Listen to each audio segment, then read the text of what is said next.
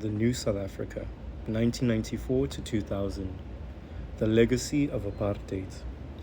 As the euphoria that marked the election and the inauguration died down, it became apparent that in South Africa, as in many other countries, although the creation of a democratic constitution was a vital step forward, it was merely a skeleton that might or might not lead to the growth of a democratic society. The tasks that confronted the new government were awesome. The country was racked by the cumulative effects of colonialism, apartheid, and urbanization. According to the United Nations Human Development Programme, in 1994, the level of human development in South Africa ranked 19th out of 175 countries, behind Thailand, Malaysia, Brazil, and Cuba, but ahead of the Philippines and Indonesia.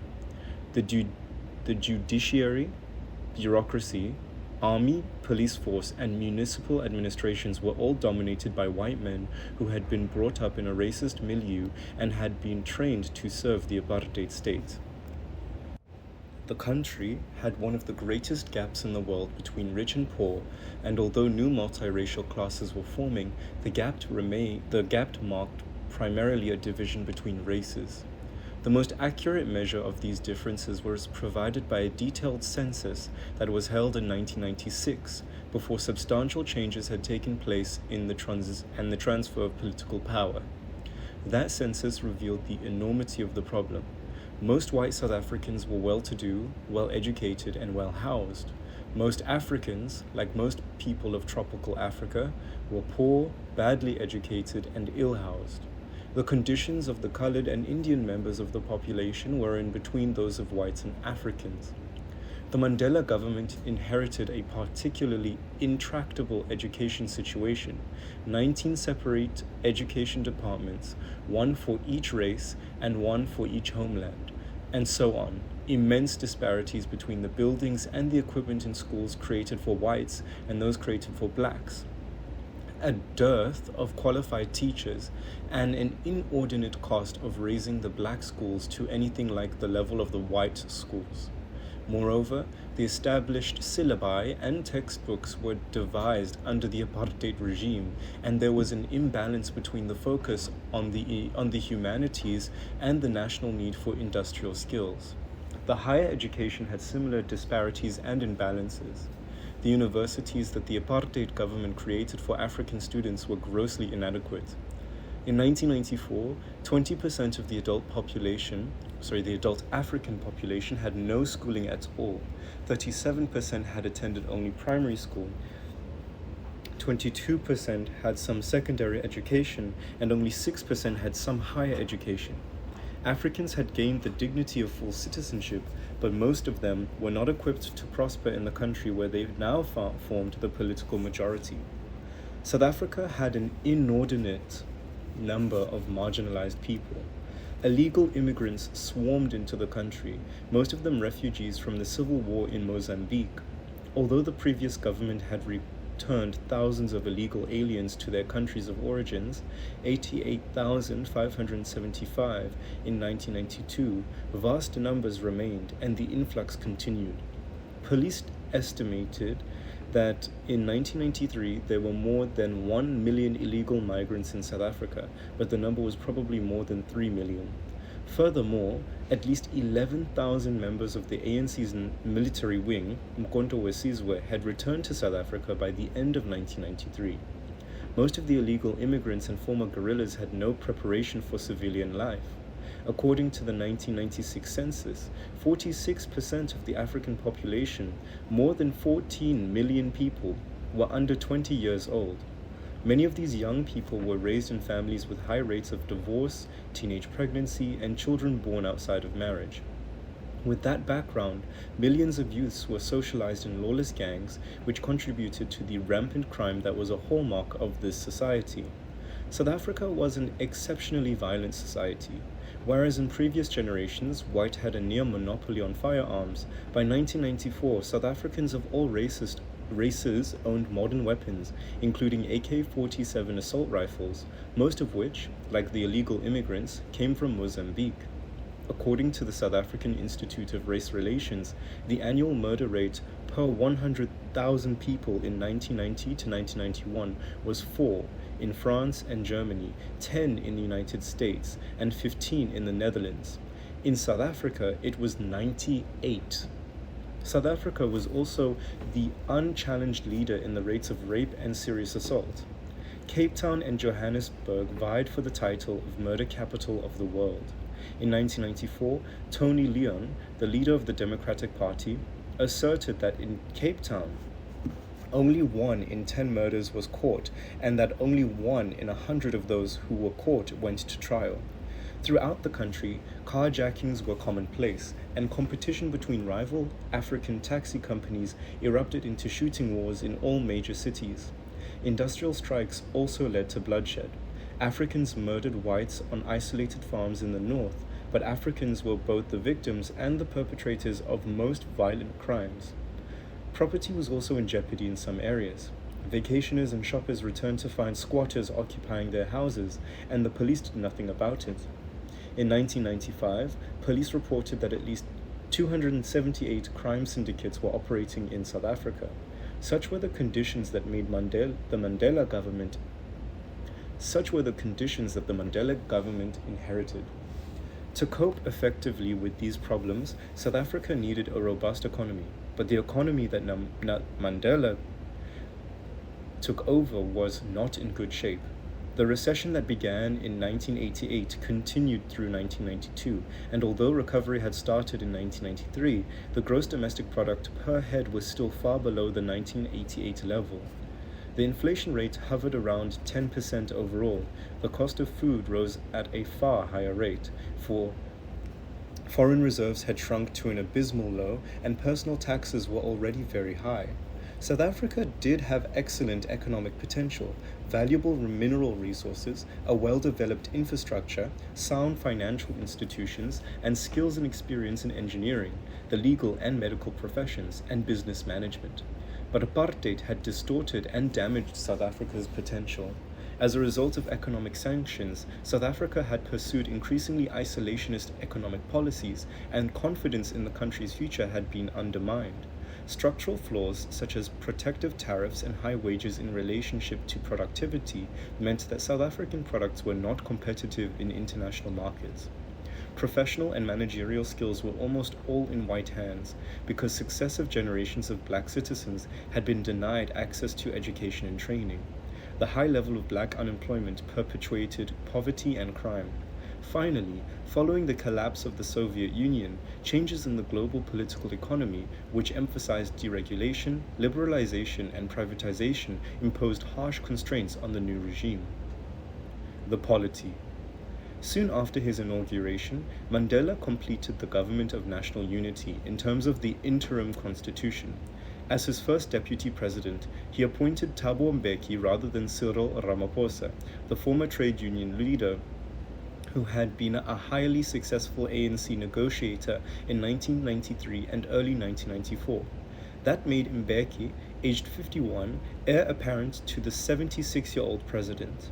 Son of a veteran ANC and Communist Party stalwart and Robben Island prisoner, Mbeki had been in exile since 1961. After completing a master's degree in economics at Sussex University in England and undergoing military training in the Soviet Union, Mbeki became Oliver Tambo's right-hand man in the ANC in exile. He is a gifted, hard-working, energetic man, at ease with educated people, but he lacks Mandela's liberation struggle credentials and common touch.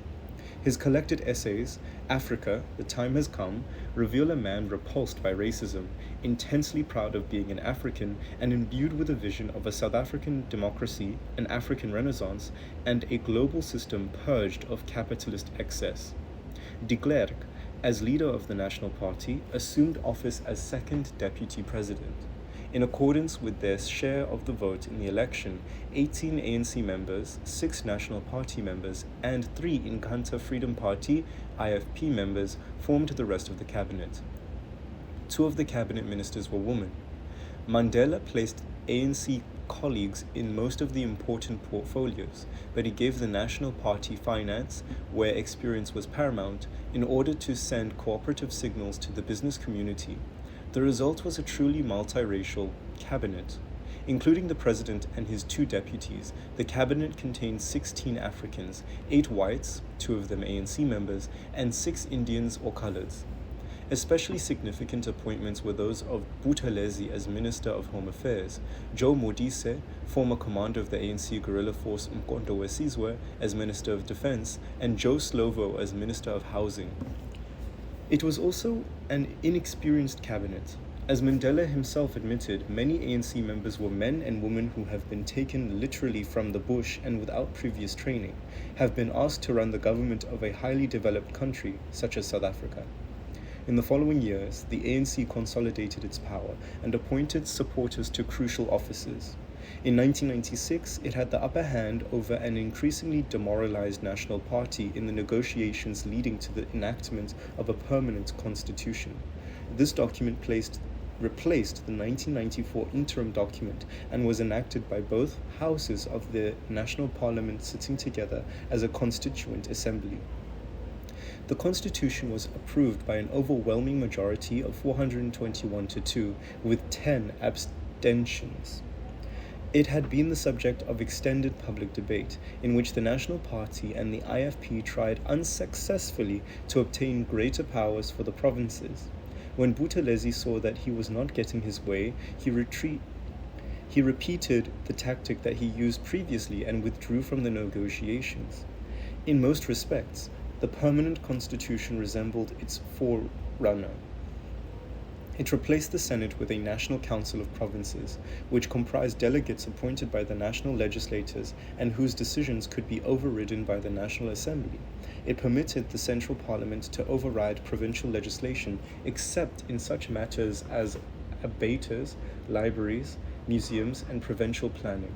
It extended the Bill of Rights chapter to include the rights of access to housing, health care, food, water, and social security, which in practice were aspirations rather than justiciable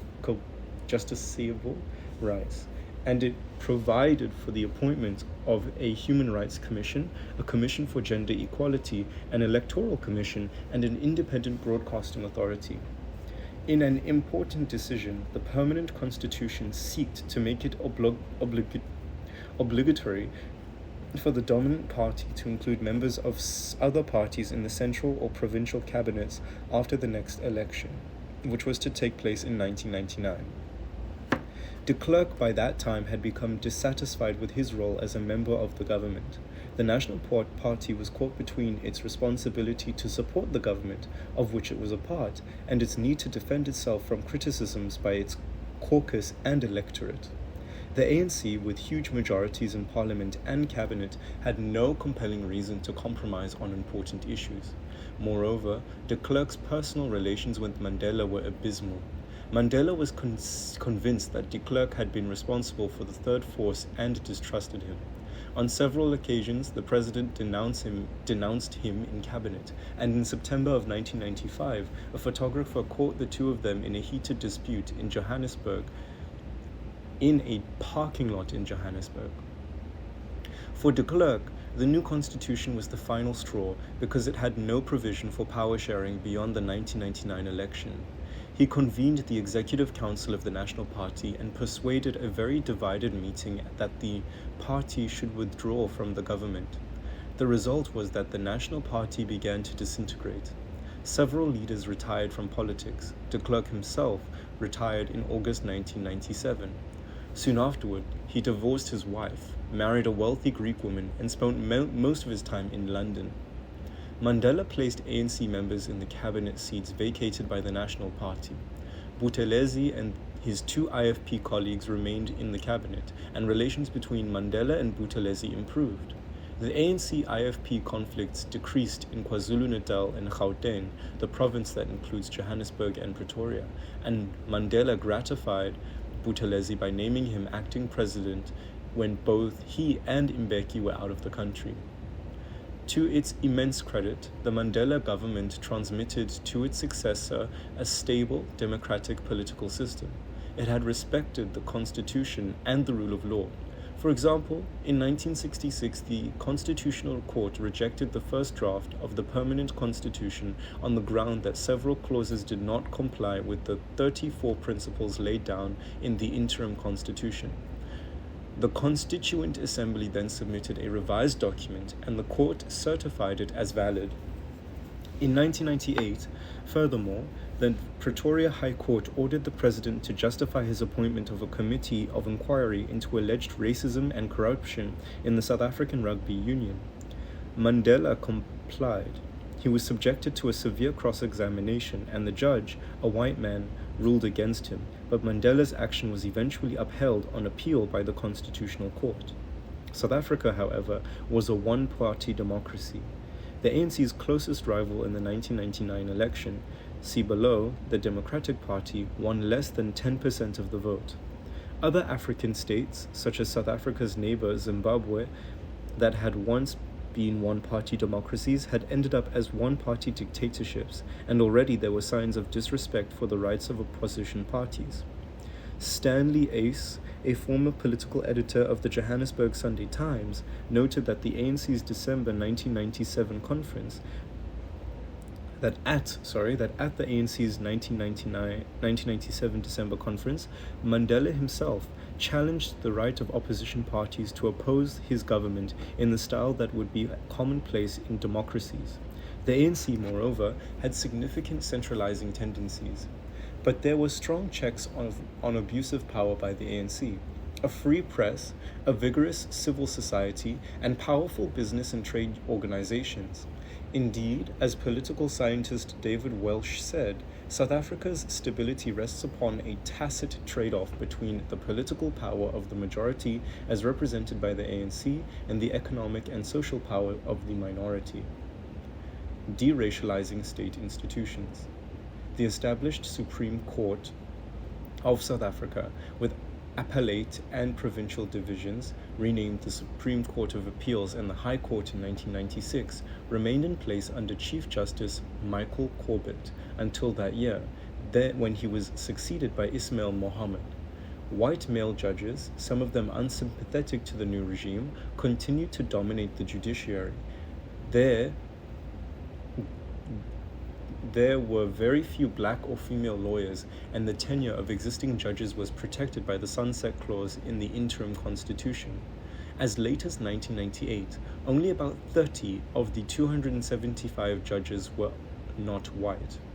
Even the new Constitutional Court, whose members Mandela appointed after extensive consultations, comprised 7 whites, including the president, Arthur Chaskalson, who, like Mohammed, had been prominent in defending people prosecuted by the apartheid regime, as well as 3 Africans and 1 Asian. 2 were women, 1 black, 1 white. 5 came from the liberal wing of the existing bench, 1 was a Transkei judge, and the other 5 were professors or practicing lawyers. The bureaucracy inherited by the new regime was a vast, unwieldy, and largely inefficient public service of 2 million people who had been accustomed to operating the apartheid system and who, like the judges, were protected by the Sunset Clause. It was dominated by male Afrikaners, many of whom had no sympathy for the goals of the new regime. The Mandela government eliminated many of the obsolete departments, deployed their personnel out of useless jobs into essential services, and announced its intention to make the bureaucracy reflect the country's makeup in terms of race and gender over a period of 5 years, and advertised 11,000 affirmative action positions. At its conference in December 1994, the ANC noted that, until we transform the state machinery as a whole into a loyal instrument of democracy, transfer of power to the people will not be complete. But that was not possible without the making the bureaucracy still more inefficient than it had been, because, as a result of the appalling deficiencies of black education under apartheid, there was a dearth of suitably qualified black South Africans. The government did manage to place reasonably well-educated supporters in the most senior posts, but middle and lower level posts were held by whites. Consequently, the bureaucracy did not become an efficient instrument for the implementation of the wishes of the new government. The restructuring of the army was another formidable task. The government had a constitutional commitment to create a new South African National Defence Force from the 65,000 regular soldiers and sailors of the old South African Defence Force, members of Umkhonto we Sizwe, the Azanian People's Liberation Army, and the approximately 10,000 members of the defense forces of the 4 independent homelands. This was a merger of very dissimilar entities, most of which had been on opposite sides of the conflict between defenders and opponents of apartheid. The SADF was a well-equipped, disciplined, standing army, navy, and air force which had been trained to enforce apartheid, whereas the guerrillas and homeland units were ill-equipped and poorly disciplined troops who had been committed to overthrowing the apartheid state. Anticipating this problem, Joe Modise, the commander of Umkhonto we Sizwe, who became Mandela's Minister of Defense, and General Piet Mering, a former commander of South African military operations in Southwest Africa, now Namibia, who became the initial chief of the SANDF, had begun in 1993 to plan the merger. After the inauguration, they cooperated to obtain an increase of 10% in the security budget, thereby destroying the expectation of a substantial financial dividend from the end of apartheid, and to train the guerrillas as modern soldiers. They also won over 7 former guerrilla leaders by appointing them as generals in the new army. But 2 serious problems arose. The guerrillas were not satisfied with their treatment, and in October 1994, many of them went absent without leave from their main training camp on the 8th day of a boycott over pay and status. It took a special visit by Mandela and the firing of 2,221 deserters to restore order.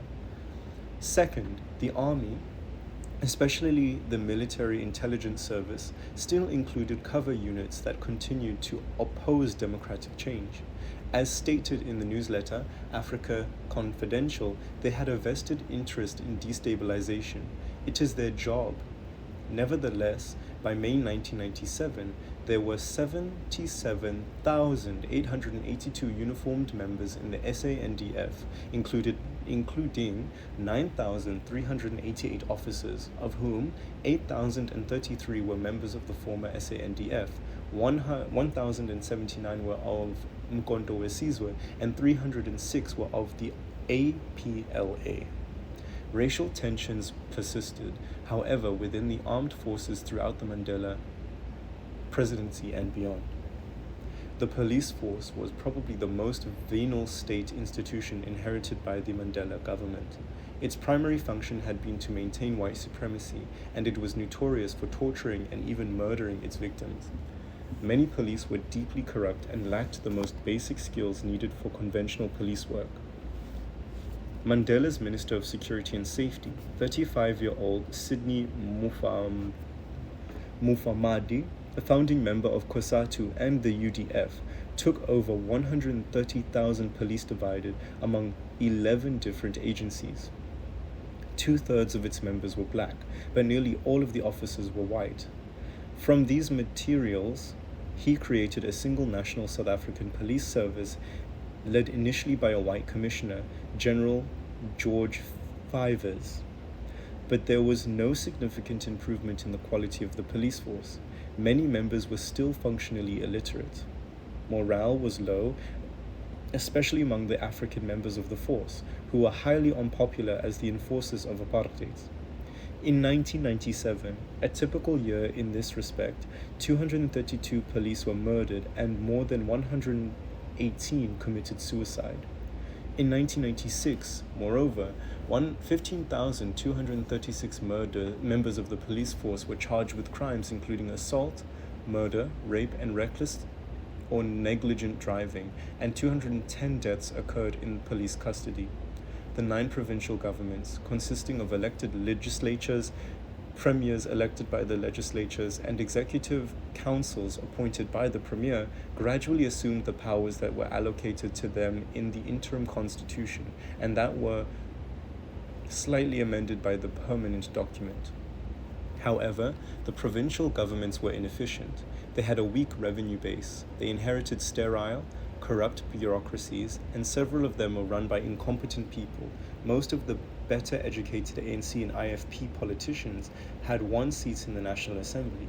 They were also dogged by allegations of fraud, nepotism, lack of discipline, and misgovernment. In August 1997, the Director General of Public Service and Administration reported that 3 provincial administrations were on the verge of collapse: the Eastern Cape, KwaZulu-Natal, and the Northern Province, that 4 others were experiencing serious difficulties, and that only Gauteng and the Western Cape were functioning relatively well. The central government had to bail out the provinces because they had huge deficits and were hopelessly in debt. A lower tier comprised elected local government institutions. Their main responsibilities were health and sanitation services, public transportation, and local roads. But in most cases, the municipal councils, too, lacked managerial capacity and an adequate revenue base. By 1998, 71% of consumers regularly paid their taxes and service charges, including electricity, but the rest did not, and the debt to municipalities mounted to nearly 10 million rand. In the cities, the previously segregated local governments were gradually integrated into large metropolitan units run by elected councils. In African rural areas, the former homelands, local government was a hybrid because chiefs were employed to apply customary law subject to the terms of the constitution. Attempts were made to meld the chiefs into the municipality system, but many rural Africans still honored customary law, which subordinated women to men and gave chiefs control over the allocation of tribal land. However, educated, urbanized Africans questioned how long the traditional authorities should survive. Truth and reconciliation. As the first president of the new South Africa, Nelson Mandela made it his highest priority to lay the foundations of a united nation while respecting the cultures of its different racial and ethnic elements. He was particularly concerned with conciliating the most dangerous minority, the Afrikaners, who had been close to wrecking the negotiations on the eve of the 1994 election. For this purpose, he committed a series of highly publicized symbolic acts. He visited in their homes ex-President Botha and the widow of Hendrik Verwoerd, the principal architect of apartheid. He had General Johan Willems,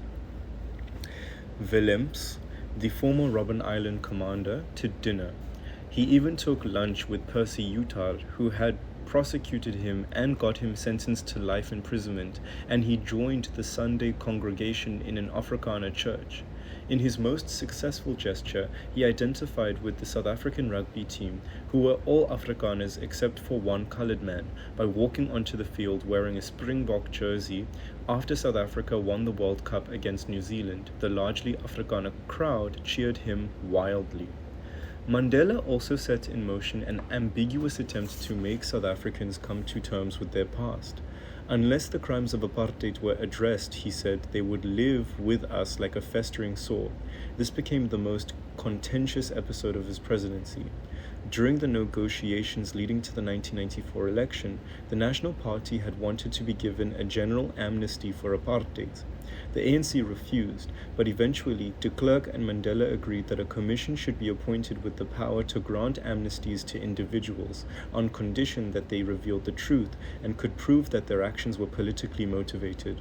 After looking at presidents in Eastern European and Latin American states that had recently rejected authoritarian regimes, Parliament created a Truth and Reconciliation Commission, TRC. Its mandate was to deal with the gross human rights violations committed since March 1960, the month of the Sharpeville massacre. Unlike some of the foreign presidents, the TRC was to meet in public and was empowered to subpoena witnesses and grant individual amnesties on the above conditions. Instead of appointing a legal body, such as the Constitutional Court, to perform this task, Mandela selected 17 commissioners from candidates nominated by non-governmental organizations. Most of them were chosen because of their roles in opposing apartheid. 9 were men, 8 were women.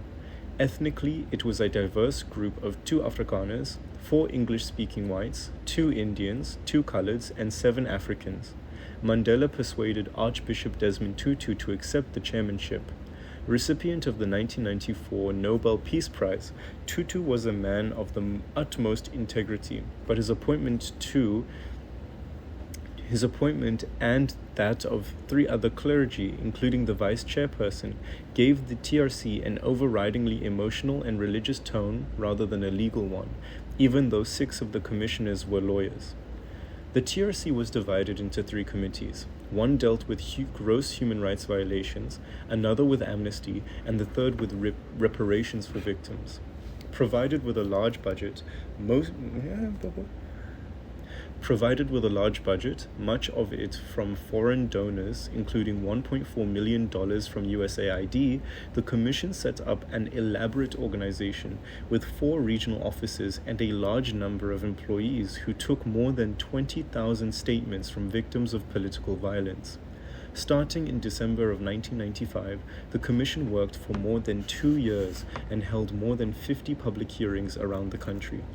More than 7,000 individuals applied for amnesty, but by the time the TRC report went to press in 1998, the Amnesty Committee had granted only about 150 amnesties, and it still had another 2,000 applications to deal with. The Commission started by hearing victims of human rights abuses tell their stories, which were more horrific than anyone had imagined and fully vindicated Mandela's suspicions that some sort of third force had been operating under Presidents Botha and de Klerk.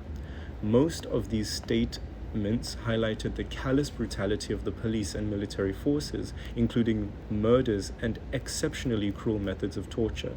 The Amnesty Committee managed to break through the denial of responsibility by the National Party politicians and their senior police and military officers. This began when Colonel Eugene de Kock, who had been found guilty of 6 murders and given 2 life sentences, applied to the Amnesty Committee for mitigation of sentence. He admitted many crimes, including helping to blow up the headquarters of the South African Council of Churches in Johannesburg, but he insisted that his orders had come from police generals who in turn had received their instructions from cabinet ministers. This was followed by a flood of confessions by other agents of the National Party regime. And in virtually every case, they fingered the top police and the cabinet, including former presidents Botha and de Klerk. When ex-ministers Pic Botha and Adrian Vlok applied for amnesty, they too said that Botha and de Klerk had given orders to kill. The TRC subpoenaed Botha and de Klerk.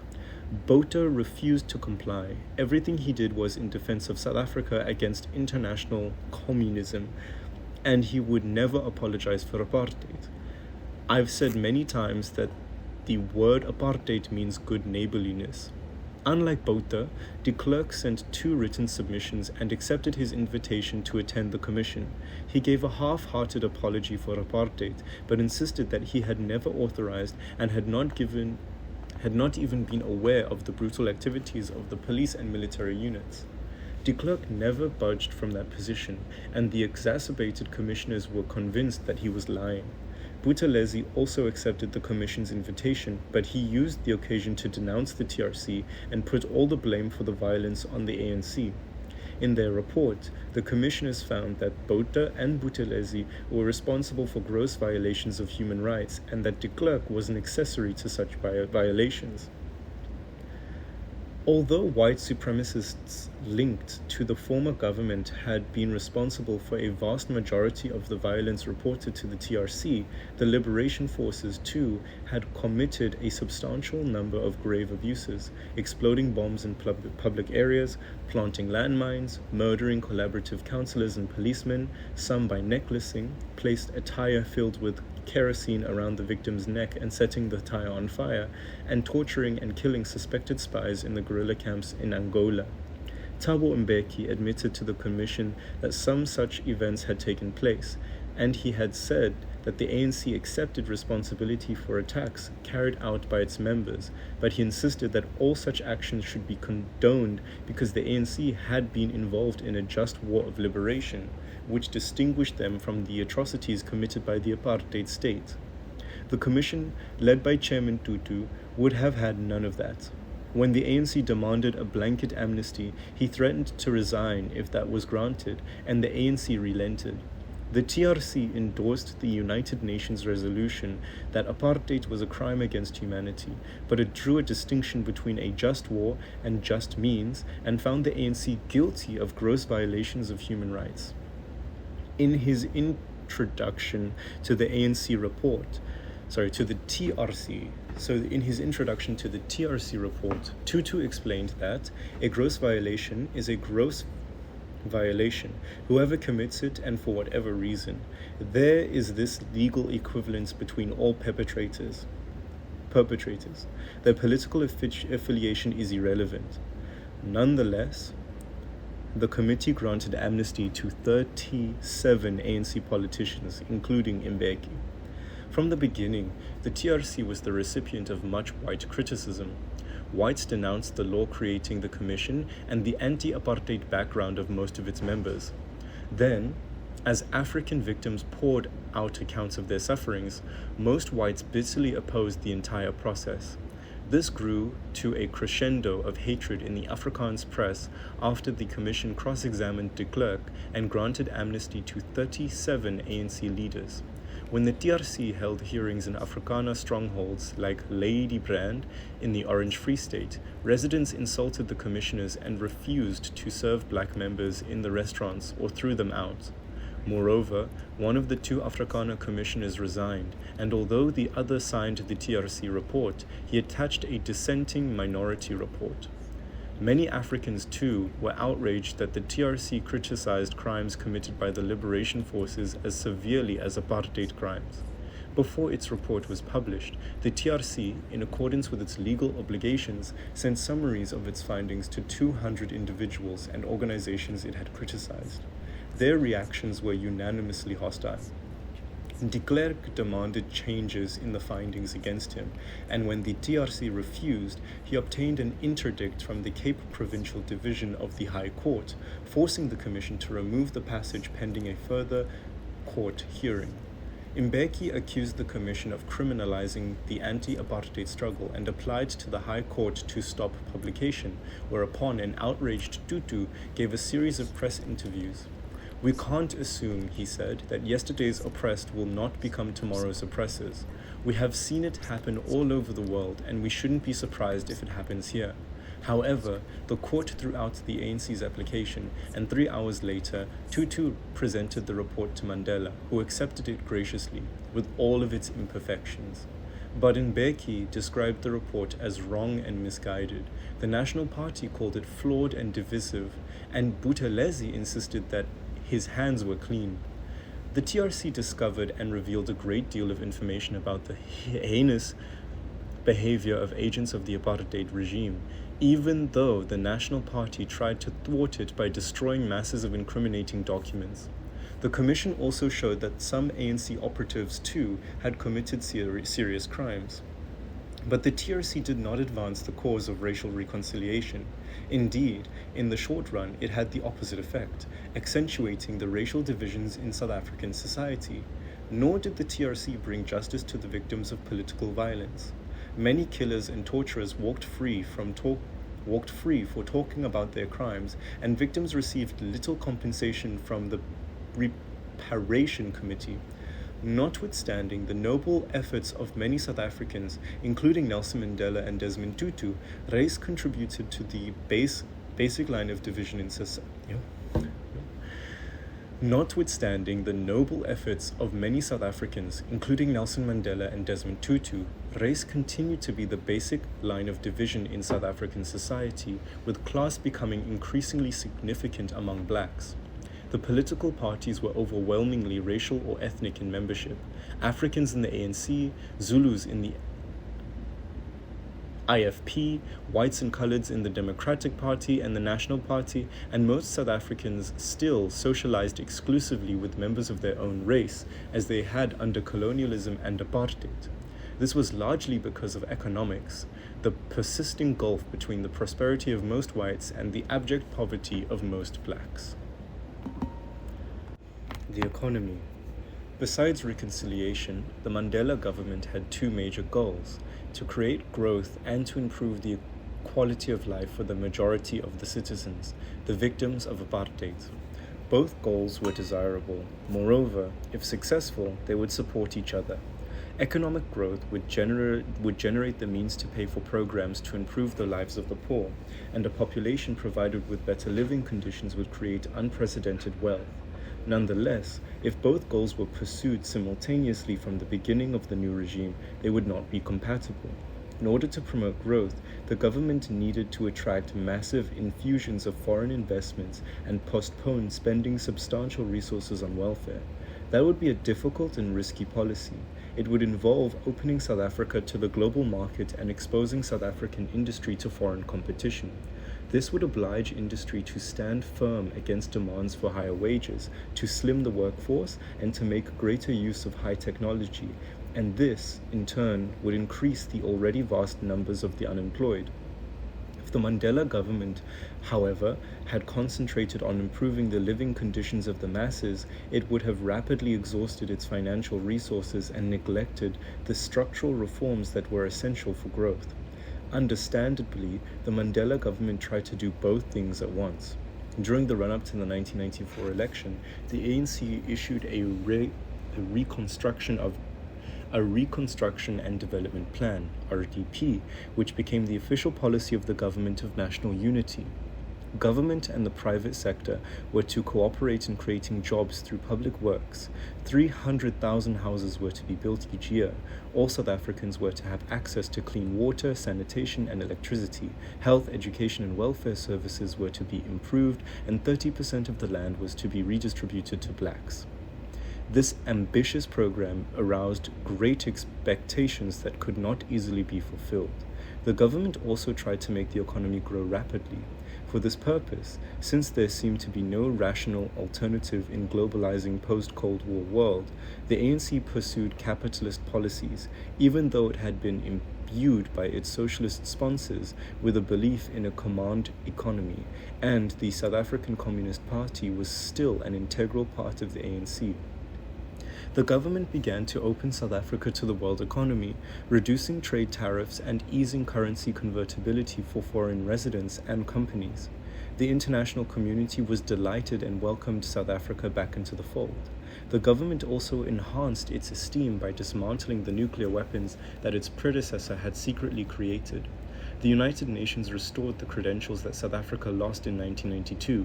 The Security Council and the United States and other countries lifted their sanctions. South Africa rejoined the British Commonwealth, which it had left in 1961, and the South African rugby and cricket teams went on in international tours again. Mandela launched a campaign to attract investment capital from foreign businesses, governments, and international agencies. He devoted much time and energy to this cause. He traveled repeatedly to Europe and the United States, where he was feted as a hero. In October 1994, he addressed the United Nations General Assembly and both houses of Congress. "We cannot rest," he told the United Nations, "while millions of our people suffer the pain and indignity of poverty in all its forms. The success of South Africa's democracy depends on our ability to change the material conditions of life of our people so that they not only have the vote, but bread and work as well." The response was considerable, but far short of what South Africans hoped for. Between 1995 and 1997, the principal sources of direct foreign investment into South Africa were the United States and, surprisingly, Malaysia, followed by Germany, the United Kingdom, and Japan. but most government contributors offered grants to South Africa for specific projects, and private investors remained cautious, deterred by South Africa's culture of violence, its burst of strikes, its unionized, highly paid unskilled labor force, and lingering doubts about the government's long-term commitment to capitalism. Investors typically bought shares in long-established companies, reacquired control of subsidiaries from which they had withdrawn in the area of sanctions, and arranged to market goods that had been manufactured in their own countries, but they did not invest much capital in new enterprises or create many new jobs. Moreover, some of the funds promised by foreign governments for development were not claimed for many months, though through bureaucratic bungling. By 1996, it was evident that the economy was not growing at a rate sufficient to fund the RDP program. After the declines in 1990 to 1993, the gross domestic product per head grew only by 0.6% in 1994 and 1.2% in 1995 and 1% in 1996, when it was still far below the 1981 level.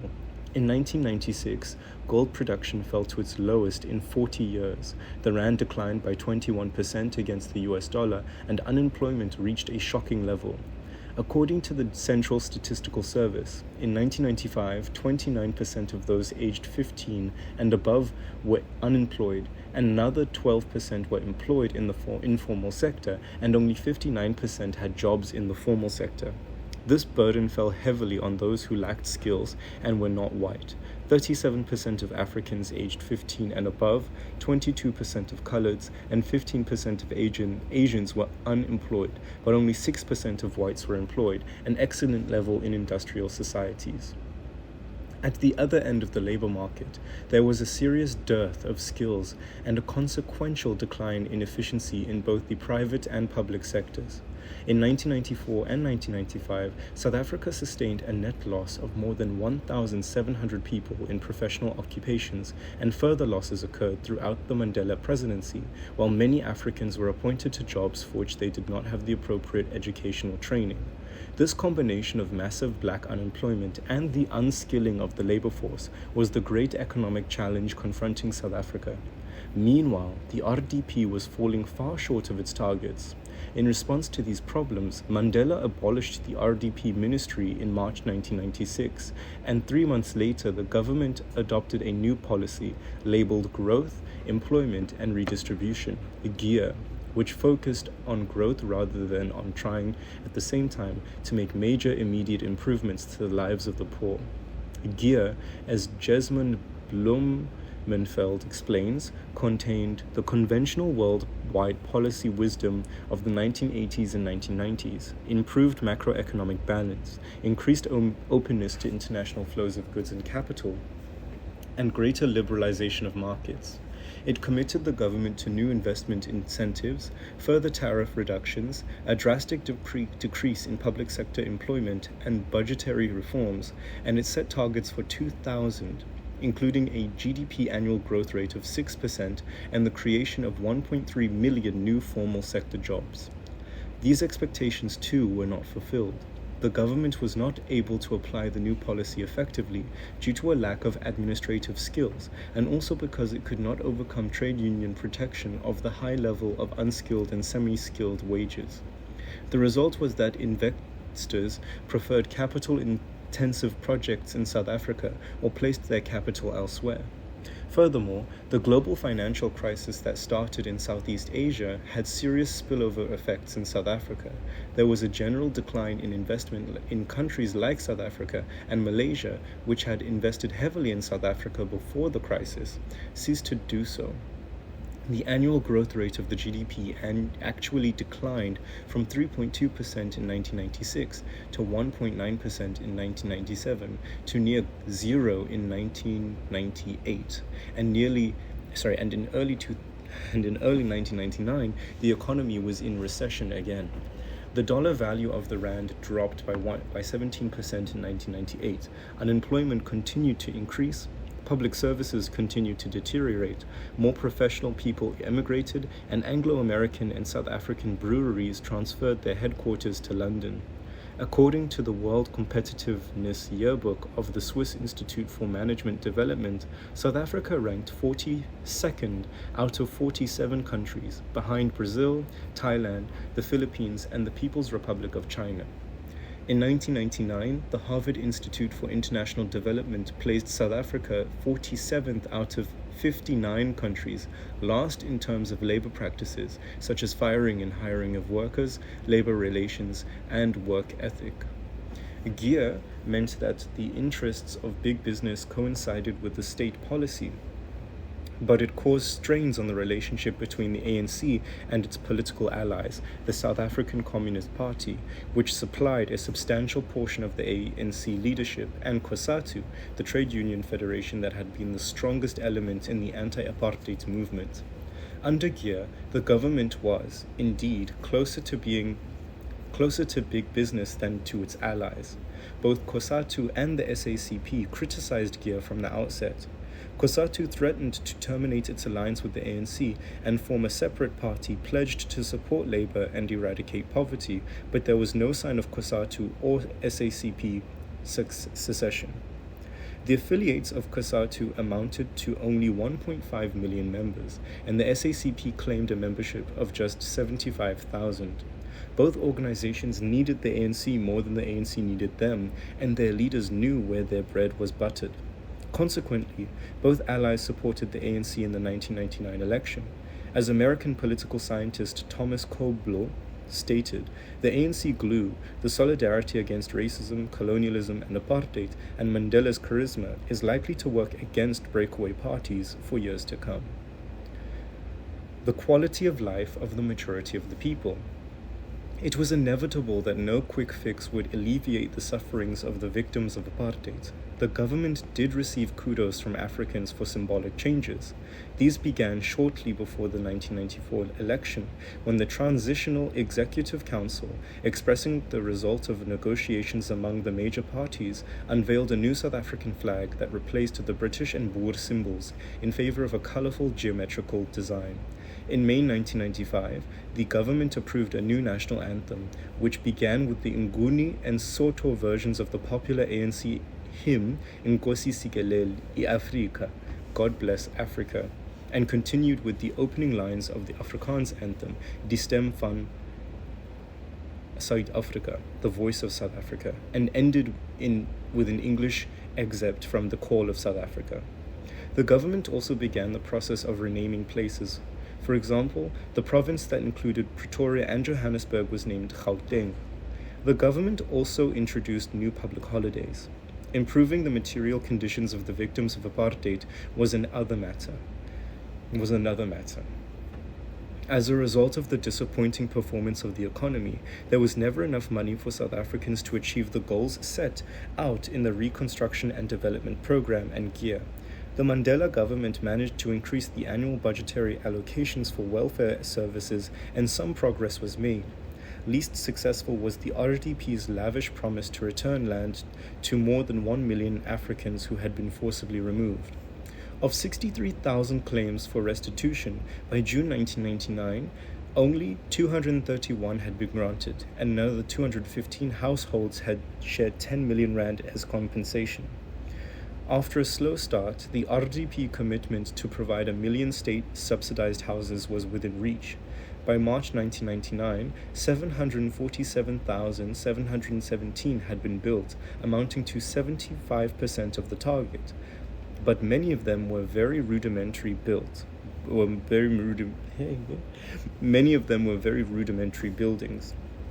Likewise, by late 1997, 82% of urban households and 32% of rural households had electricity, but 41% of all South African households still had no electricity, and 3.5 million people were supplied with water between 1994 and 1999, which still left 12 million people without piped water in their homes. There was also a substantial increase in the supply of telephones. Even so, according to the government's 1998 report on social and economic development in South Africa, about 19 million people, just under half of the population, lived below the official poverty line of the 353 rand or $60 per month, and 72% of the poor lived in rural areas. And although poverty was not confined to one racial group, it was concentrated among Africans, of whom 61% were poor. But there was a significant development in the class structure of South Africa. Under apartheid, the black middle class was very small and politically impotent, but during the Mandela presidency, as a result of the transfer of political power, there was a rapid growth of a new, prosperous black elite composed largely of Africans. ANC and IFP politicians dominated the central and regional executives, and legislatures were appointed to senior posts in the bureaucracy. Blacks, especially Africans, also benefited from affirmative action in the business world. Virtually any African, Indian, or colored adult who had managed to acquire a decent education was assured of a well-paid job, to such an extent that universities had great difficulty recruiting black faculty members. By the end of the Mandela presidency, the health of South Africa was blighted by major setbacks. The government did provide access to health care for thousands of people who had never had it before by shifting limited resources from expensive city hospitals to clinics in the rural periphery, where doctors were extremely scarce. There was, however, a serious deterioration in the quality of the public hospitals, including Baragwanath, a large hospital in Soweto built for Africans in the apartheid era. In May 1999, Deputy President Thabo Mbeki visited Baragwanath and was told that the place was crippled by crime and corruption. Nurses said that drugs, food, crockery, and essential equipment were frequently stolen. Thieves seized the property of patients who died, and nurses were afraid to work at night as they were threatened inside the hospital by gun-wielding thugs. A month later, 4 senior doctors reported that the health services in Gauteng province were on the verge of collapse from a shortage of staff and money. By that time, South Africa was in the early stages of a medical catastrophe. The diseases of the AIDS-related complex, which in Africa are spread mainly by heterosexual contact and contaminated blood, were killing more people in East and Southern Africa than had been killed by all the wars in the region, and they were already wreaking havoc in South Africa. According to official estimates, 3.6 million South Africans were HIV positive in 1999, and the number was increasing by more than 500,000 a year. 250,000 South Africans would die of AIDS each year by 2002, rising to 500,000 by 2007. UN AIDS estimated that life expectancy in South Africa would fall from 68 years in 1998 to 48 in 2010. On account of AIDS, South Africa dropped 13 places in the United Nations Development Programme's Human Development Index, from 89 in 1998 to 101 in 1999. As the scourge inexorably intensified, it was beginning to affect every aspect of life in South Africa. For example, a vast number of AIDS orphans were being drawn into crime as their way to survival. The health of South Africans was also adversely affected by high levels of air and water pollution. The leaded exhaust fumes of heavy urban traffic, combined with factory emissions and smoke of the coal and kerosene fires, created dangerous levels of air pollution in the cities. Open-cast coal mines were heavy air polluters in Mpumalanga, and the vast dumps of treated rock from the gold mines contaminated water supplies. Environmental questions had always been ranked low on the political agenda in South Africa, and no appreciable improvements took place during the Mandela presidency. Under a weak education minister, little progress was made in coping with the education mess. Although the system was formally desegregated, there continued to be a vast disparity in quality, and despite many overlaps, the quality of education still corresponded closely with race. Schools ranged from expensive private establishments attended by whites and the new black elite, to former white public schools with mixed student bodies, to schools that catered to the vast majority of the black population and continued to be almost exclusively black. The national and provincial education departments received a fair share of the budget, but not all poor children attended school because the government could not fulfill its commitment to provide free education for all South Africans. A culture of learning was not restored in the black schools, where it had been lost during the struggle against apartheid. Students were unruly and intimidated their teachers, 26% of whom were or underqualified in 1998, and many teachers were lazy, incompetent, and often drunk or drugged. Morale among teachers was very low, and fewer South Africans were choosing the teaching profession. South Africa was facing a serious shortage of teachers. In 1998, only 49% of the 551,000 candidates passed the South African School Leaving Examination, the senior certificate, and only 13% did so with sufficient credits to qualify for administration to university. These figures represented a decline since 1994, when 58% of the 500,000 candidates passed the senior certificate, and 18% did so with university entrance qualifications. The African rate was especially low. African students were particularly weak in mathematics and the sciences, as one academic report noted.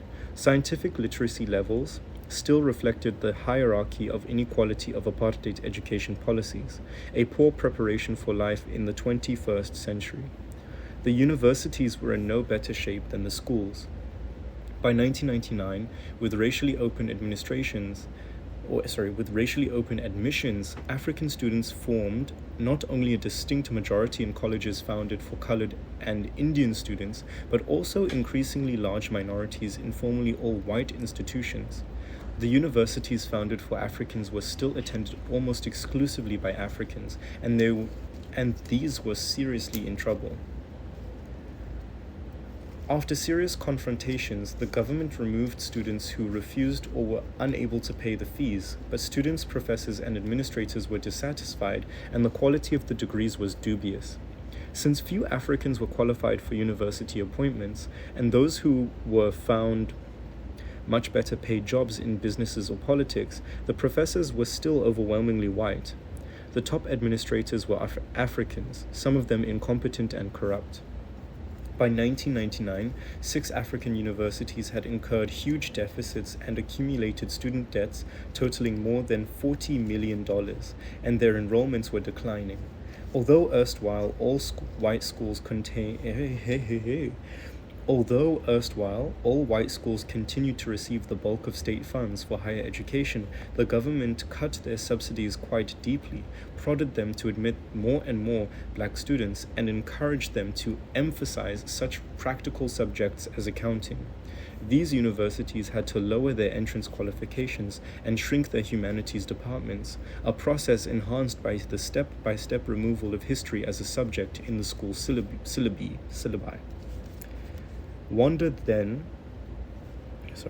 No wonder that when the energetic Kader Asmal, the new Minister of Education in the Mbeki cabinet, had studied the total educational picture in South Africa, he told reporters that the educational condition of the majority of people in this country amounts to a national emergency.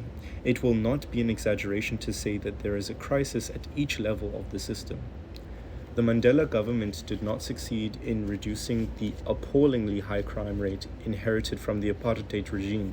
Surveys indicated that in 1998, 83% of the total South African population believed that the government had little or no control over crime. 43% of the black population and 56% of the white population felt unsafe. Half of the South African population did not believe in the official crime statistics, which are derived from data provided by the notoriously unpopular and inefficient police, if only because of widespread underreporting. Even so, the official figures are awesome.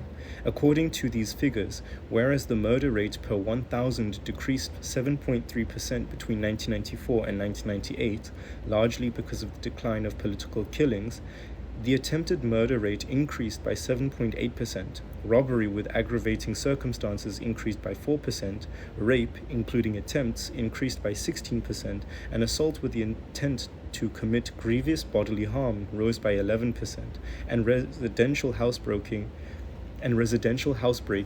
by 17%. Throughout the Mandela presidency, South Africa had indubitably the highest rape rate in the world. 49,280 women were reported to have been raped in 1998. This shameful preeminence was related to the male chauvinist element in South African culture. South Africa also had one of the 5 highest rates of other violent crimes. In 1998, for example, the official South African murder rate was 58.5 per 100,000, nearly 10 times the US rate of murder, at 6.3 murders per 100,000. There was also a high level of corruption in the new South Africa. Some of it was inherited from the apartheid regime, but much of it was unprecedented.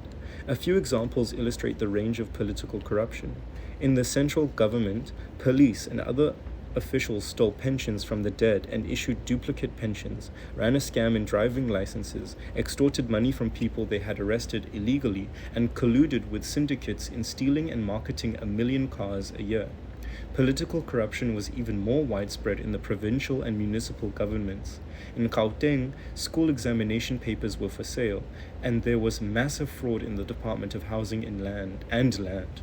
In Mpumalanga province, political notables were endemically corrupt. In June 1999, the premier, Indaweni Mahlangu, said that it was politically correct for politicians to lie.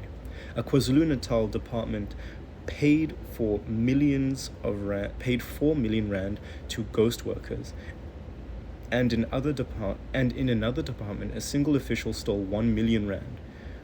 White officials were responsible for some of these excesses, but as political scientist Tom Lodge explained, most transgressions were due to the absorption into the burgeoning political class of the new black elite, comprising cadres and governors with recent experience of extreme poverty. Political scientists Herbert Adam, Frederick van Zyl Slabbert, and Kogila Moodley were scathing in their criticism of members of the new black political and business elite. The state is perceived as a source of enrichment. The extraordinary gap between elite remuneration and bottom income erodes cohesion and solidarity in favor of everyone for himself and herself by all means available.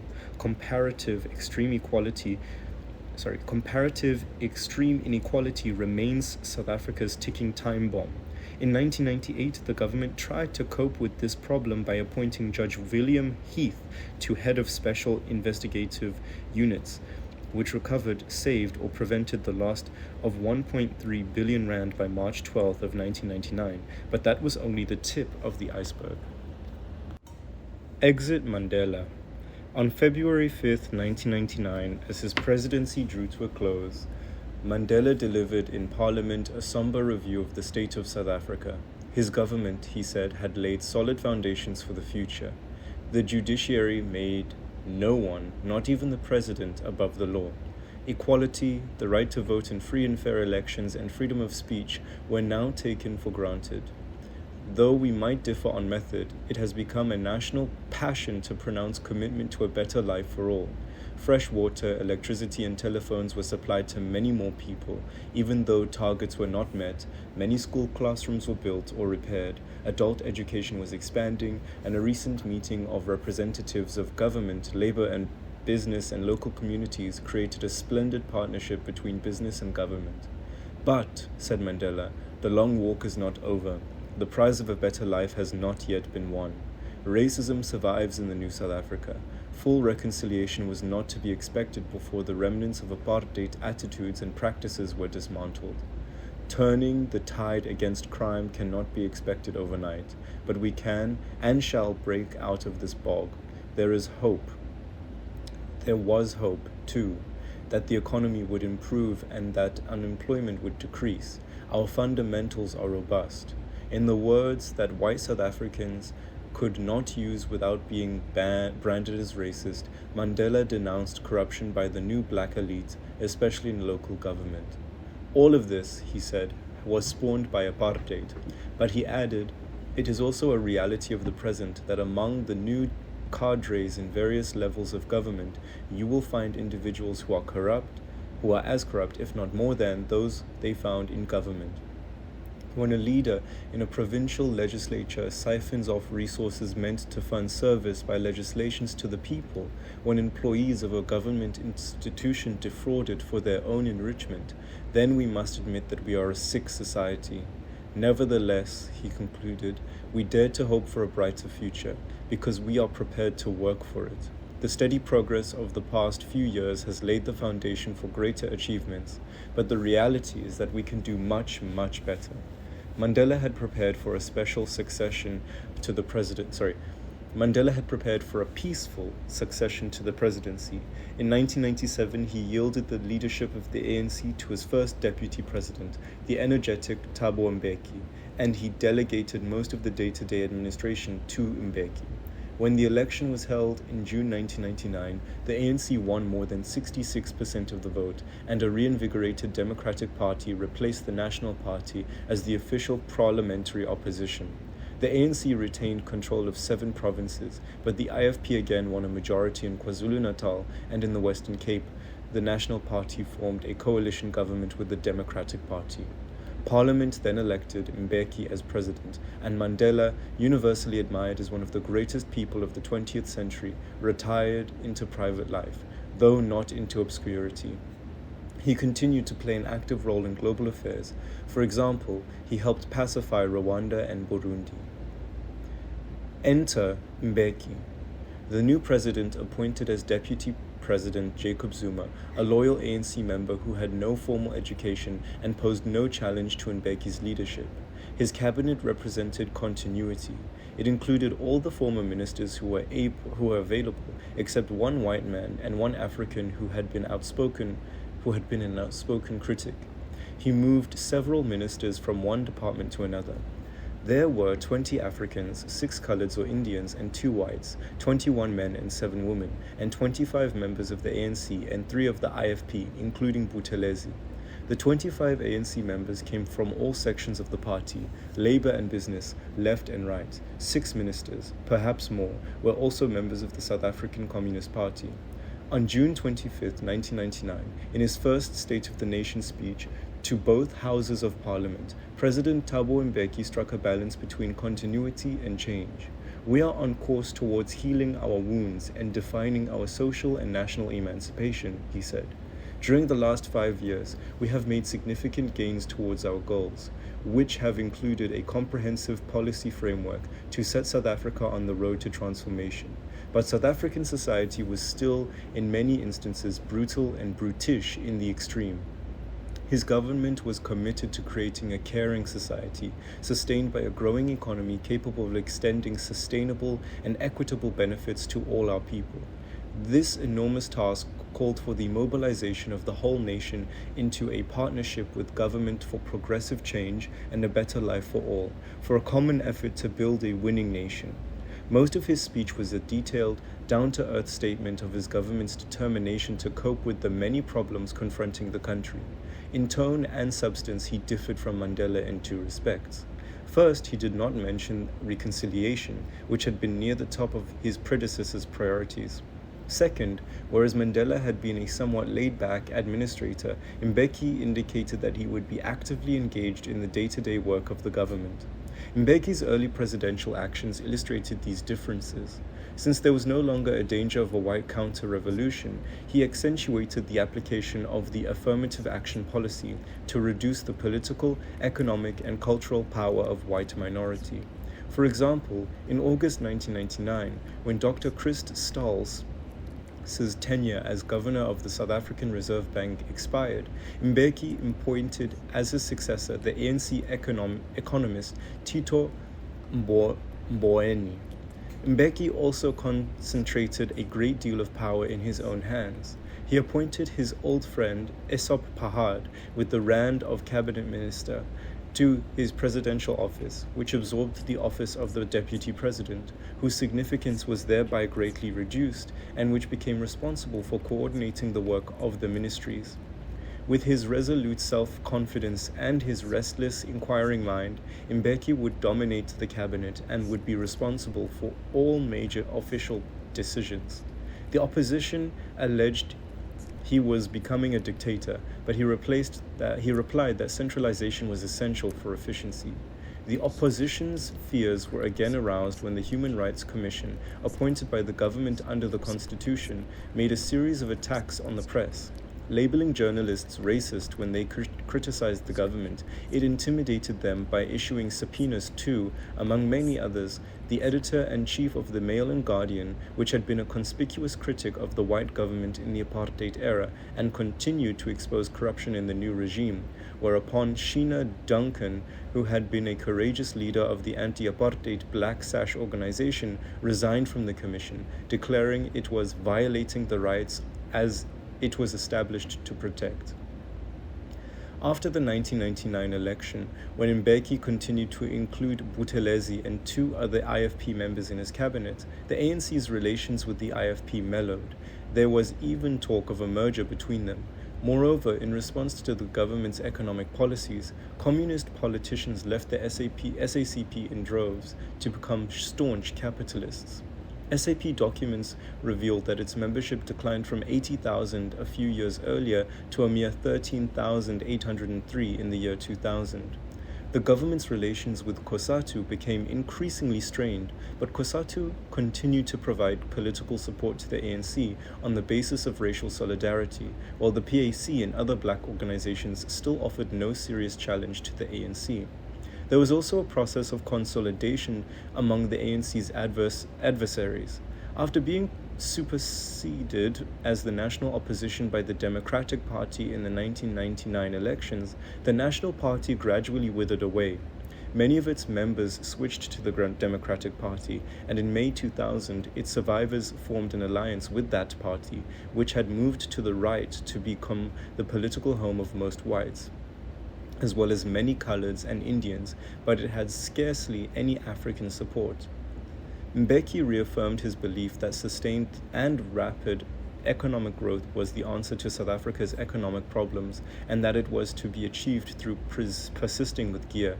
In practice, all that his government did, like its predecessor, was to try to streamline the public services, limit the size of wage increases, privatize the parastatals, and diminish the power of labor over businesses. COSATU opposed these efforts, which were throwing thousands of workers out of their jobs. It also claimed that the government was doing little to alleviate the poverty of the African masses. In July and again in August 1999, teachers and other public servants went on strike when their wage demands were not met, and in May 2000, perhaps half of South Africa's industrial force ceased work for a day, protesting that 500,000 jobs had been lost since the ANC came into power. Although the government stood firm against the wage demands of public servants, as the May 2000 industrial strike approached, the populist sector of the ANC persuaded the leadership to reverse course and claim to support the strikers. As a result of these pressures, the government proceeded very cautiously with its commitment to privatize South Africa's four parastatal giants: the defense group Denel, the telecommunication monopoly Telkom, and the public utility Eskom, and the transport group Transnet. Moreover, although the government made its labor legislation more flexible than before, it still left more powers in the hands of the South African trade unions than was usual in most industrialized countries. Summing up his analysis of Mbeki's first year in office, journalist Howard Barrell observed that the concrete evidence available thus far indicated that the government and the ruling party do not have the political will to accelerate privatization, to force through painful changes in the public service and labor market regulations that they and their consultants have plainly identified as necessary, and to foster on a vast scale entrepreneurial activity among the impoverished black majority. Indeed, the economy remained in poor shape throughout the first year of Mbeki's presidency. In May 2000, the only good news that Mbeki could muster in response to opposition challenges was a recent increase in manufacturing production and exports, which, he said, made him confident that growth would average 3.6% over the next 3 years. However, that seemed to be overly optimistic. South Africa's gross domestic product increased by only 0.9% in the first quarter of 2000 and remained nearly stagnant thereafter. Throughout his first year as president, more unskilled people lost their jobs, more skilled people emigrated, foreign investment declined, and the rand continued to drop sharply in value against the US dollar. On June 30th, 2000, the South African Bureau for Economic Research reported that consumer confidence fell 16 points, from +3 to -13 in the second quarter of the year, which brought the index to its lowest since 1993. Confidence fell across all racial and income groups, with black people pessimistic for the first time since before the country's first democratic elections in 1994. In this economic climate, the social trends of the Mandela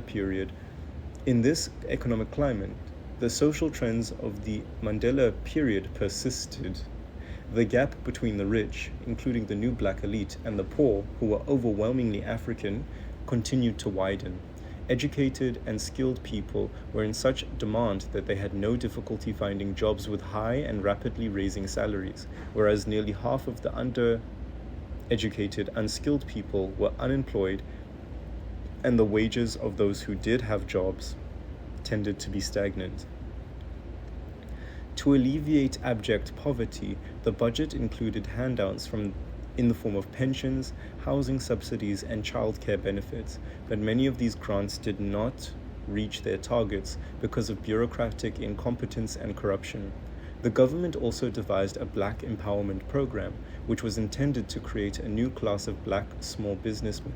But throughout Mbeki's first year, it was not very successful because fledgling companies suffered from a lack of skills and could not acquire enough capital, and also, according to its critics, because the established black elite derived most of the benefits. There was little, if any, abatement of crime. For example, in June of 2000, a group of workers went on a rampage in the Helen Joseph Hospital in Johannesburg, trashing the hospital, breaking property, and throwing patients out of wheelchairs in protest against the arrest of several colleagues for intimidation and assault. White-collar crime was also thriving. For example, 3 South African Airways pilots and 4 other people appear to have bought and sold license examination papers, and the chief of civil aviation himself bought a dubious pilot's license. An American medical journalist described her visit to South Africa in May 2000. Everyone I met warned me to be careful. One acquaintance spent 10 minutes listing all the people he knew who, in the last 6 years, had been shot, killed, raped, or had been hijacked in their cars, robbed, or thrown into the trunk, and then disposed naked by a roadside. Crime in South Africa affects everyone, black, white, Asian, rich, and poor. Last year, someone walked off with an entire automatic teller machine that had been installed inside a police building in Johannesburg. In Cape Town, rapes and burglaries have been committed by members of parliament within parliamentary buildings themselves. The sense of suspicion and paranoia seemed to me to pervade even the fancy shopping malls, tourist beaches, and expensive hotels.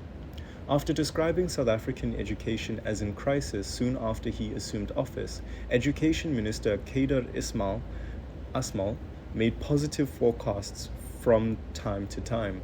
In January 2000, he vowed to improve the matriculant pass rate by 5% a year, and in February he promised to break the back of illiteracy within 5 years. In fact, however, the crisis deepened. The Education Department continued to make changes in the school curricula. There was still a desperate shortage of qualified teachers, especially in mathematics and the sciences, and conditions in many schools remained chaotic. The leaders of the Congress of South African Students, COSAS, refused to relinquish the powers they had exercised in the apartheid eras, and by June 2000, in areas ranging from Alexandra Township, Johannesburg, to Potchefstroom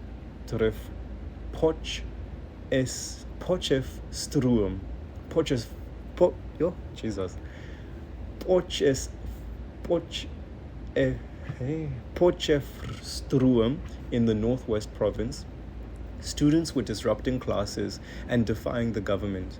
Many schools in Alexandra were reportedly controlled by gun-toting youths. During the May 2000 work stoppage, there were running battles between students and police in Alexandra, and when Steve Chwetse, Minister of Safety and Security, gave a tongue-lashing address to the students, they chanted and booed, and the COSA president threatened to hold him hostage. In July 2000, a UNESCO study found that grade 4 South African pupils had among the worst numeracy, literacy, and life skills in Africa. In a test involving pupils in 11 other African countries, Botswana, Madagascar, Malawi, Mauritius, Mali, Morocco, Niger, Senegal, Tunisia, Uganda, Zambia, and Zambia, the South Africans ranked last in numeracy, second last in life skills, and fifth last in literacy. That was dreadful. That was a dreadful augury for the future of a country where a dearth of skills was already one of its greatest weaknesses. Government-funded higher education continued to decline. The schools were not producing enough people qualified for university entry. In 1999, of the 500,000 students who took the final school exam, only 272,000 passed. Of those, only 69,800 obtained the exemption that allowed entry into higher education, and of those, only 20,000 passed advanced mathematics. Moreover, not all of those who qualified entered the government-funded universities and technikons, because by 2000 there were numerous private colleges which concentrated on providing job-oriented training and attracted increasing numbers of students from the pool. Meanwhile, the government was restructuring the universities to shift the emphasis from the humanities to mathematics and the sciences, which had been neglected in the past. The universities that the apartheid government had the apartheid government had founded for Africans and Indians continued to be in serious financial difficulty and subject to student unrest. And as the restructuring took place, morale among the professors and lecturers at the former white universities fell to an all-time low. South Africa's healthcare system ranked 151 in attainment and 175 in efficiency out of 191 countries listed in the World Health Organization's World Health Report in 2000. It came under international scrutiny in 2000, by which time more South Africans were infected with HIV than the inhabitants of any other country in the world, about 4.2 million people, or 20% of the adult population, and at least one in two 15-year-old South Africans seemed destined to die of AIDS.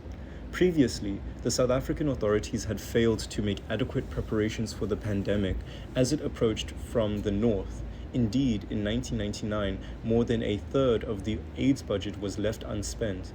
But in 2000, the crisis deepened into an overwhelming national catastrophe. The president himself became personally involved.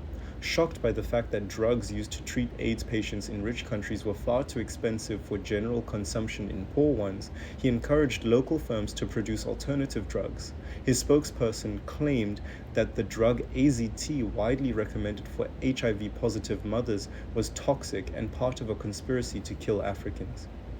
Meanwhile, the Minister of Health stopped government clinics and hospitals from using reasonably priced drugs that seemed to be successful in Uganda and elsewhere in reducing the risk of transmitting HIV infections from pregnant women to their unborn children. Moreover, although Mbeki was not a scientist, he entered into the controversy about the cause of AIDS by appointing an AIDS advisory panel that included several members of the tiny minority of specialists who still disputed the widely accepted theory that HIV caused AIDS. In response, 500 scholars publicly reaffirmed the HIV theory, and at the 13th International Conference on AIDS, which was held in Durban in July 2000, Mbeki drew much criticism for creating confusion in the minds of the South Africans and distracting the health services from addressing the epidemic. Mbeki devoted much time and energy to foreign affairs. Critics said too much, in light of the domestic situation. He championed democracy and the rule of law, but with his experience in dealing with members of the National Party in the apartheid era, he preferred quiet diplomacy to public denunciation of African despots. He traveled frequently and gained recognition as an effective spokesperson not only for South Africa, but also for all of sub-Saharan Africa and for developing countries everywhere, as he campaigned for debt relief, foreign investment, poverty reduction, and reform of the International Monetary Fund, the World Bank, and the United Nations Security Council. He worked hard to create rapport with African governments, notably the new civilian government of Nigeria. He undertook to send a South African contingent to take part in a planned UN peacekeeping operation in the DRC, Democratic Republic of the Congo, and he helped Mozambique cope with the catastrophic flood. He established cordial relationships with Western leaders, especially President Clinton and Prime Minister Blair, and he signed a controversial trade agreement with the Chinese President Jiang Zemin. He also joined a continent-wide effort led by intellectuals to give substance to the idea of an African Renaissance. During the year 2000, Mbeki's foreign policy was to put a severe test by events in South Africa's most important neighbor. Mbeki's foreign policy was put to a severe test by events in South Africa's most important neighbor, Zimbabwe. President Mugabe, like many African leaders, had a good start, but had degenerated into an autocrat who was largely responsible for wrecking his country's economy. In the run-up to a parliamentary election, which he seemed likely to lose, Mugabe unleashed violence against his opponents and encouraged impoverished young men, led by veterans of the war against the white regime of Ian Smith, forcibly to occupy the farms that had been owned by and occupied by whites since the colonial conquest at the end of the 19th century. These events had repercussions in South Africa. The rand plummeted, business confidence waned, and some ANC parliamentarians demanded that similar action should be taken against white South African farmers because, in South Africa, as in Zimbabwe, a legal process for transferring land had been very tardy. As the crisis developed, Nelson Mandela denounced Mugabe, but Mbeki handled him with kid gloves. Publicly, Mbeki praised Mugabe for leading the fight for African freedom in Zimbabwe, and privately, it is believed he encouraged him to stop the violence and respect the law. We should not forget We should not forget the enormity of the task that the new regime undertook in 1994. The task of transforming a society that had been molded by colonialism and then dominated with ruthless thoroughness by a racist minority into a non-racial democratic society. Bear in mind that before 1994, Africans had been almost totally excluded from the authoritative political system. No African had ever been a member of parliament, and the small number of Africans who had been entitled to vote in the Cape Colony lost that right under apartheid. It would, however, be unrealistic to ignore the fact that in some crucial aspects, conditions worsened in South Africa after the transfer of political power, but it would also be unrealistic to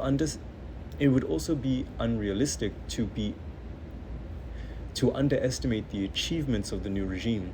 It restored dignity back to black South Africans. It pacified a country that was on the brink of civil war. It entrenched a democratic constitutional order and maintained the rule of law. It adapted to the existence of an outspoken, though relatively small, political opposition and acquiesced, though grudgingly, into the presence of a relatively free press, and it provided millions of people who had never had them before with electricity, piped water, telephones, and adequate housing.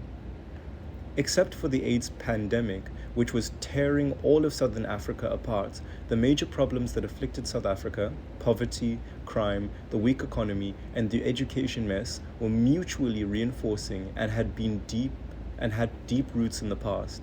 They could not possibly have been resolved in 6 years.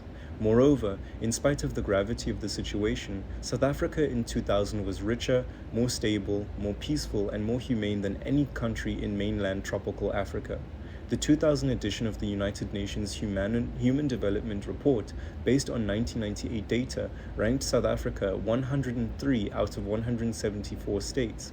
That was disappointing in the global index, but much better than any other country in mainland sub-Saharan Africa. The closest were Swaziland, Namibia, and Botswana, all neighbors of South Africa, followed by oil-producing Gabon. Nigeria, South Africa's principal rival for leadership in sub-Saharan Africa, ranked 155. Nothing is preordained in human history. In 2000, it was still conceivable that the dreams of Nelson Mandela, Thabo Mbeki, and millions of other South Africans would eventually, in some fashion, triumph.